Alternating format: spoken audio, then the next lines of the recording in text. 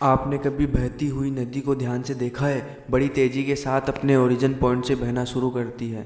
शुरुआत से ही उसका लक्ष्य अपनी मंजिल यानी सागर को प्राप्त करना होता है। रास्ते में हजारों बाधाएं आने पर भी वह लगातार बहती रहती है। भले ही कुछ जगहों पर उसकी रफ्तार कम हो या जाए, लेकिन वह रुकती कभी नहीं है। अपनी सुरीली आवाज़ के साथ बहती हुई नदी अपनी मंजिल की ओर लगातार बढ़ती रहती है और कैसे भी वो अपना लक्ष्य प्राप्त करके ही रहती है। सोचो, यदि नदी बीच में ही बहना छोड़ दे तो क्या होगा? उसका पानी ठहर जाएगा और वह कुछ ही दिनों में सूख कर नष्ट हो जाएगी।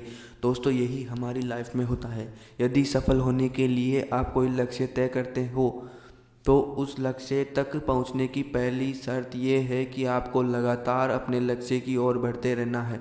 यदि कहीं रुके तो असफलता निश्चित है। अपने मनपसंद लक्ष्य तक पहुंचना आसान कार्य नहीं होता। यदि आसान होता तो आज दुनिया के सभी लोग सफल होते। सफलता के रास्ते में बहुत सी बाधाएं सामने मुंह फैलाए खड़ी मिलती है।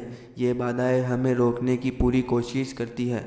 जो लोग मन से कमज़ोर होते हैं, जिनका कॉन्फिडेंस लेवल बहुत कम होता है, वह इन परेशानियों के आगे झुक जाते हैं और असफलता को स्वीकार कर लेते हैं और उस बाद में अपने भाग्य को कोसते हैं। लेकिन आप जैसे वीर लोग इन परेशानियों का सीना तान कर सामना करते हैं। भले ही टारगेट तक पहुंचने की स्पीड में कुछ समय के लिए कमी आ जाए, लेकिन रुकते कभी नहीं हैं, और जो रुकते नहीं हैं उन्हें अपनी मंजिल तक पहुंचने से कोई नहीं रोक पाता। ध्यान रखिए, लक्ष्य तक पहुंचने के लिए लगातार चलते रहना पहली शर्त है। लगातार बहती नदी ही अपनी मंजिल प्राप्त कर पाती।